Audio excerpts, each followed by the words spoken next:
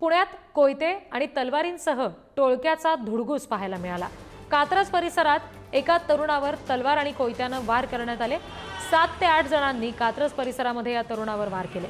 टोळक्याच्या हल्ल्यात तरुण गंभीर जखमी झालेला आहे। वार केल्यानंतर या इथून तरुणांनी जाताना हा व्हिडिओ सुद्धा अंगूठा अंगूठा ये और ये पीछे की दोनों चल रही। हाँ दोनों से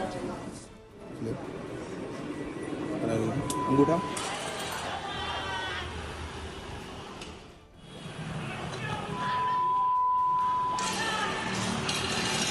आणखी तपशील आपण घेणार आहोत। प्रतिनिधी ज्ञानेश्वर चौतमल आपल्याशी जोडले गेलेले आहेत त्यांच्याकडून।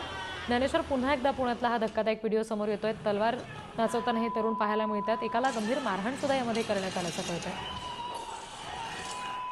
अत्यंत धक्कादायक अशा पद्धतीची घटना आहे। पुण्यात सर्रासपणे अशा धुडगूस घातल्याच्या, टोळक्याकडून मारहाण केल्याच्या, कोयत्यानं तलवारीनं दहशत माजवण्याच्या ज्या घटना आहेत त्या सतत बघायला मिळतात। कात्रज परिसरामध्ये टोळक्याकडून एका तरुणावर तलवारी आणि कोयत्यानं वार करण्यात आलेले आहेत। 7 ते 8 जणांकडून कात्रज परिसरामध्ये ही जी सगळी घटना आहे ती घडलेली आहे आणि या हल्ल्यात हा तरुण गंभीर जखमी झालेला आहे। कात्रज कोंढवा रोड परिसरात असणाऱ्या SBI बँकेच्या समोर तरुणांनी हा राडा घातला आणि त्यात वार केल्यानंतर पळून जाताना तरुणांनी हातात तलवारीने कोयते नाचवल्याचं व्हिडिओमध्ये बघायला मिळतंय।